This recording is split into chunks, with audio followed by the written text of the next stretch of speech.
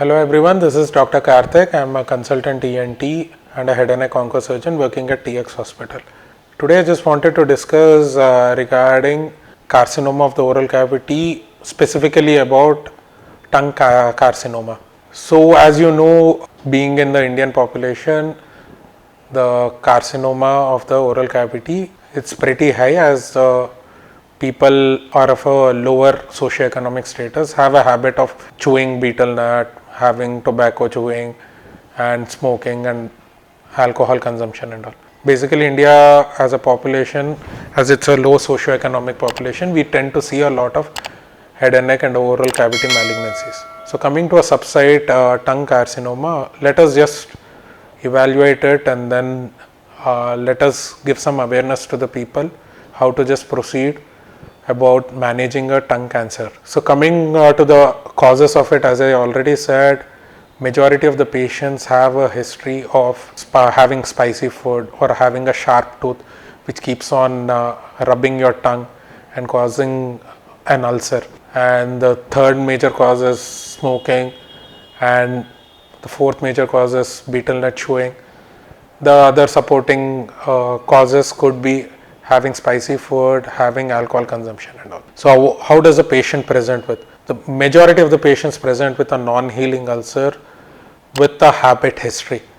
Generally in the tongue, the most common site is the lateral border of the tongue and the floor of the mouth. Generally these are the common sites which are involved, which are generally commonly involved. The patient comes with you with a non-healing ulcer, with a habit history. Your first suspicion should be a malignancy, and immediately you need to proceed and counsel the patient regarding further management. How do you just manage it? There are basic set of investigations that needs to be done. Initially you need to prove the diagnosis. By proving, what do you mean by proving the diagnosis? You need to take a biopsy of the ulcer and make sure that you know the diagnosis before managing it. And apart from the biopsy, you need to have a radiological investigation to know the extent and the staging of the disease. So basically there are 4 stages of a tongue cancer which are based on the size of the ulcer. Majority of the people with oral cavity and a tongue malignancy, they have a tendency to metastasize. What do you mean by metastasize? Means they tend to spread to other areas. What are the common areas? The first common area is the neck. The next common area is the lung. The third common area is the liver. So you need to rule out the spread, and you need to rule out whether there are any distant metastasis, or if at all the tumor has spread to a distant area like the lungs and the liver. So whenever the tumor has spread to a distant area, it is termed as a non-operable tumor. So in those patients, generally you do a palliative chemotherapy just to prolong the survival. In other stages, whenever the disease is just in the local area and the regional area, it can be cured by doing a surgery. Okay, based on the staging, the management is planned.